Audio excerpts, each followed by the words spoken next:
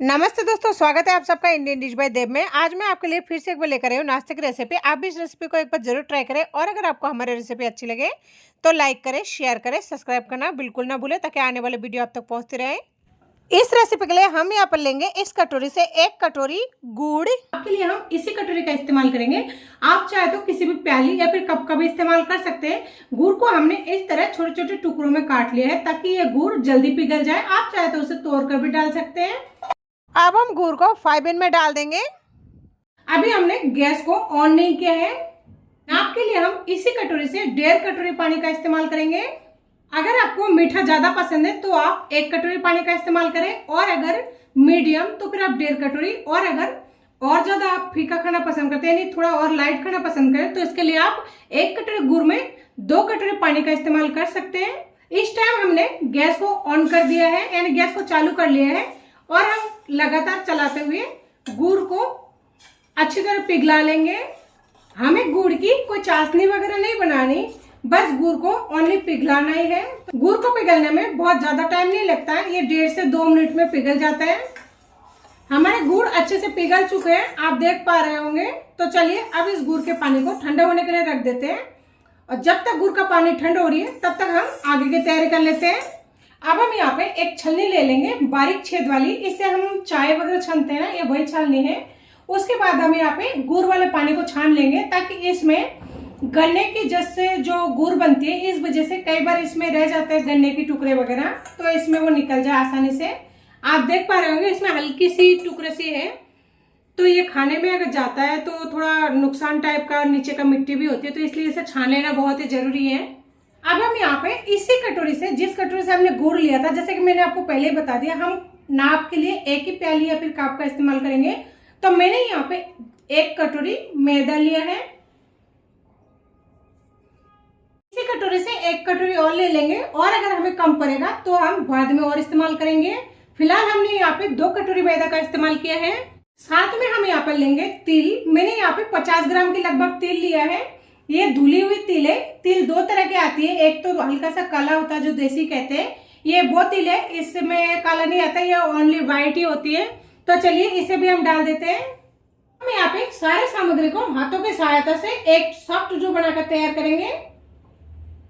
हमारे डो लगकर बिल्कुल तैयार है, ना ही तो ये बहुत ज्यादा नरम है और ना ही ये बहुत ज्यादा सॉफ्ट है, ये बिल्कुल मीडियम है। मठरी के लिए हमें या फिर किसी भी पपड़ी के लिए हमें इस तरह का डो लगाना चाहिए, हल्का सा टाइट। अब हम यहाँ पे 1 चम्मच घी का इस्तेमाल करेंगे। आप चाहे तो घी की जगह पे ऑयल का भी इस्तेमाल कर सकते हैं। हम आटे को दोबारा से घी के साथ में 2 से 3 मिनट यानी अच्छी तरह लगा लेंगे ताकि ये जो घी है अच्छी तरह आटे के साथ में लग जाए। और आटे को थोड़ा सा हथेली की सहायता से जोर से दबाते हुए लगाना है। हमने आटे को दोबारा से एक बार लगा के फिर से तैयार कर लिया है।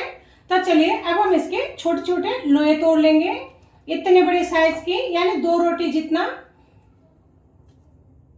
अब हम यहाँ पे एक चकला ले लिया है। उसके बाद एक आटे को लोए को ले लेंगे, इसे जिस तरह रोटी बनाते हैं सेम तरीके से गोल करेंगे। अगर आपको बेलने में परेशानी हो तो आप यहाँ पे घी या फिर तेल का भी इस्तेमाल कर सकते हैं या फिर आटे का। हमें इसे बहुत ज्यादा पतला या फिर मोटा नहीं बोलना, इसे मीडियम बेलना है। और ध्यान रहे ये चारों तरफ से, यानी ये जो किनारी है ये बिल्कुल बराबर रहे। अब हम यहाँ पे कोई भी कुकी कटर हो या फिर कोई भी ढक्कन, जो भी आपको पसंद हो, या फिर काजू नमक पर डिजाइन का अगर आप बनाना चाहते हैं तो आप उसमें किसी भी बोतल की ढक्कन या फिर प्याली उसके सहायता से इस तरह से हल्के हाथों से हल्का सा दबाएंगे तो ये आसानी से कट जाएगी। तो इसी तरह आप चाहे तो एक बार में सारे को काट कर तैयार कर ले या फिर एक एक करके काटते जाए और बनाते जाए। अब यहाँ पे जो कटे हुए हिस्से हैं उसे इस तरह से उठा लेंगे। देख सकते हैं कितना आसान है इसे बनाना। तो चलिए इसी तरह सारे बनाकर तैयार कर लेते हैं। आप देख सकते हैं इसकी मोटाई, ना तो ये बहुत ज्यादा पतला है और ना ही ये बहुत ज्यादा मोटी है। हमें इसी तरह से बेलकर मैदे को और इस तरह से कट कर लेना है। तो चलिए सारे बनाकर तैयार कर लेते हैं।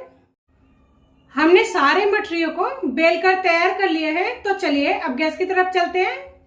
हमने तेल को गर्म होने के लिए पहले गैस पर रख दिया था। तेल को बहुत ज्यादा गर्म नहीं करना, हमारी तेल गर्म हो चुकी है। हल्का ही गर्म करना है। तो चलिए अब हम इसमें एक एक करके सारे मटेरियल को डाल देते हैं। लेकिन मटेरियल डालते वक्त जैसे कि मैं हमेशा आपको कहती हूँ, हाथों का सावधानी जरूर रखें, क्योंकि तेल बहुत ही ज्यादा गर्म होती है, चाहे वो हल्का हो या फिर मीडियम हो या फिर बहुत ज्यादा हो। गर्म तो गर्म है, तो हाथों का अवश्य ध्यान रखें। और अगर आपको फिर भी डालने में तकलीफ हो तो आप ऐसा कर सकते हैं, कोई भी चमचा या फिर कोई चिमटे से डाल सकते हैं, उससे आपको कोई परेशानी नहीं होगी। मटरी को डालने के बाद में किसी भी मटरी को, सिर्फ इसी मटरी को नहीं, उसे बिल्कुल नहीं हिलाना, वो अपने आप ही ऊपर आ जाएगा। और जब ऊपर आ जाए यानी कि एक तरफ से ये अच्छी तरह सीख चुके हैं, तब हमें, जैसे कि आप देख सकते हैं ये वाला जो है ऊपर आ चुके हैं, तब हमें इसे इस तरह पलट देनी है ताकि दूसरी तरफ से भी अच्छे से सीख जाए।